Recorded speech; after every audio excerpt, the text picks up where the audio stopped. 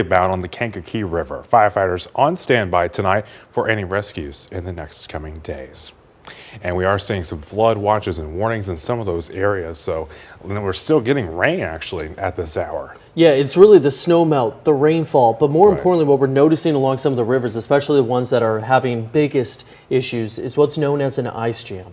So as we start to look at this, an ice jam really starts to happen whenever you have conditions that freeze real quickly. So the river was originally frozen, but now whenever you start to notice the ice breaking up, it flows downstream. And of course, ice flow, yeah, that's the correct spelling for it. That's actually what this is called. But you can see how it gets a little bit more narrow in some parts of the river.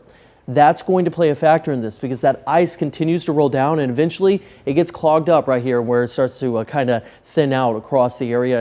And can happen in a bend, can happen in a meandering with the river, or in this case just where it starts to get a bit more narrow. So of course ice becomes lodged and that creates a buildup on the back end of this, and you start to get that flooding to go out in some of those floodplains near the river. So that's what some towns, some communities are dealing with at this point in time. But it's not just the ice in our situation. That snow melted pretty quickly, runoff is going off, because keep in mind the ground was so frozen that it couldn't absorb any of that moisture, whether that was from the melting snow or of course the rainfall that we've been continuously getting. So whenever we look at this, you're going to notice all flood warnings are along some sort of river. The Illinois River out towards Beardstown, of course you got Sangamon River here, even up towards Kankakee, where of course there's been a little bit more of an issue with that ice jam situation. And there's going to be more reports moving down the line as temperatures are above the freezing point. We're noticing ice and snow continue to melt even in some areas further to the north. Today, well, we got 39 degrees, well above our average. It was cloudy or rainy across the area. By no means did we break a record, but look at the precipitation here. Now, this is both in the form of liquid equivalents for snowfall and rain.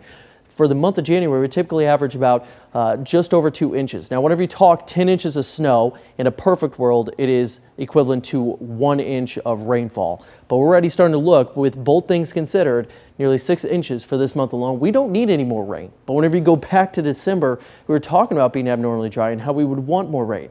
It just got so much precipitation in a short period of time that it's really not necessarily any better than being in a drought, because now we have too much.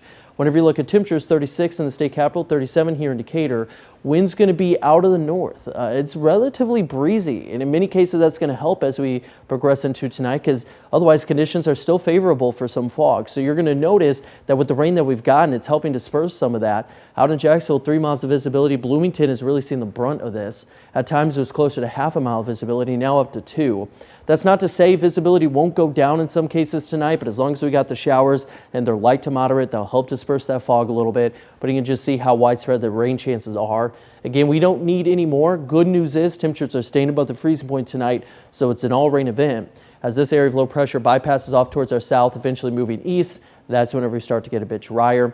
And whenever you look to the west, not much going on out across the plains or even across the Rockies. So we know there's going to be dry conditions. Don't worry about this. Models trying to pick up on some sort of situation which temperatures drop. Not going to happen. We got the clouds. That's going to keep some of that insulation or act as an insulator, keeping us above the freezing point tonight. So again, all rain event.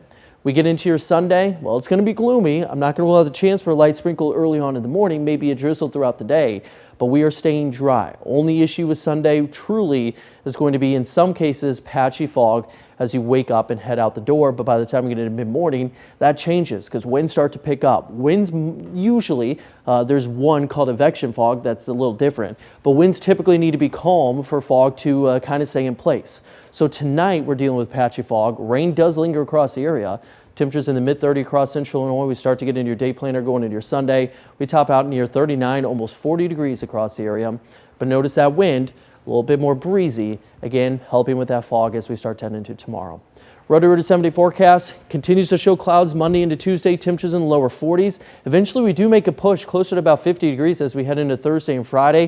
There's going to be plenty of sunshine there across central Illinois, and that's going to be extremely beneficial because what that sun's going to do is help dry things out, especially once we start to get that sun and the warmth. It's really going to be beneficial across all of central Illinois. We'll be right back here on WND News at 10.